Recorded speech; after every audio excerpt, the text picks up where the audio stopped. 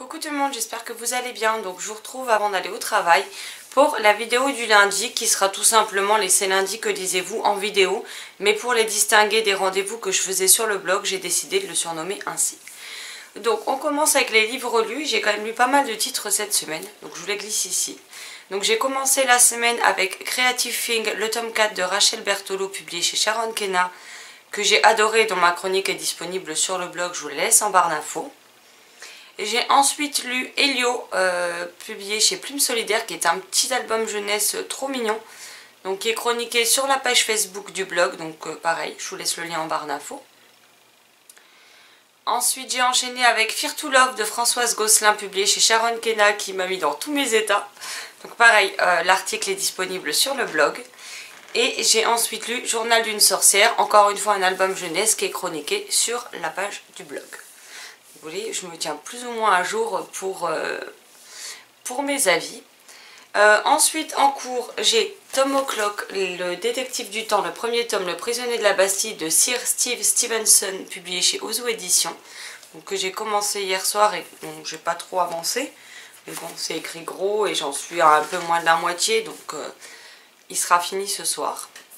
Et ma deuxième lecture en cours, je la lis en papier, mais je vous glisse la couverture là tout simplement parce que je l'ai déjà mis dans mon sac pour le boulot et que du coup j'ai la flemme de le ressortir.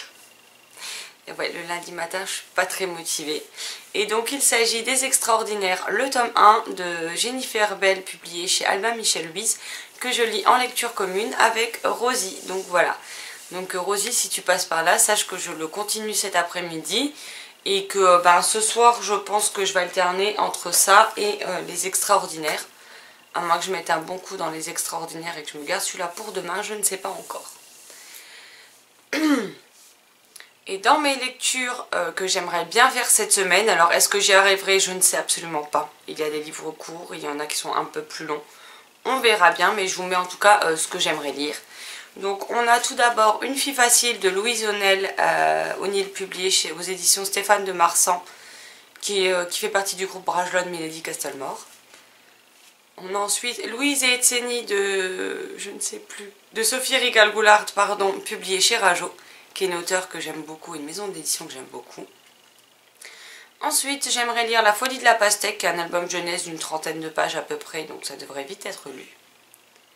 On a également Être divisé de Blanche Eden, publié chez Plume Blanche Édition. Ensuite on a Le clan de la nuit, le tome 1, alors je ne sais plus de qui, mais publié chez Sharon Kenna. Et en dernier lieu, on a La sirène et la licorne, de je ne sais plus qui, encore une fois, publié chez Rajo Édition. Donc voilà, donc comme vous pouvez voir, donc on a Louise Etseni, La folie de la basket, Oh, la semaine va être compliquée. La folie de la pastèque et Être divisé qui sont très très courts. Le clan de la nuit, il me semble aussi, quant aux deux autres, ils font un peu plus de 200 pages, donc ça devrait être vite lu. Et normalement, je devrais pouvoir avancer pas mal dans mes lectures. Donc voilà. En tout cas, n'hésitez pas à me dire si certains de ces titres, vous les avez lus, ce que vous en avez pensé. Parce que ça pourra toujours me motiver, si je vois que j'ai pas le temps de tout lire, à faire sortir ce titre plutôt qu'un autre. Sur ce, moi je vais aller me préparer pour aller travailler. Je vous souhaite une excellente journée, de belles lectures et je vous dis à très vite dans une prochaine vidéo. Bye bye.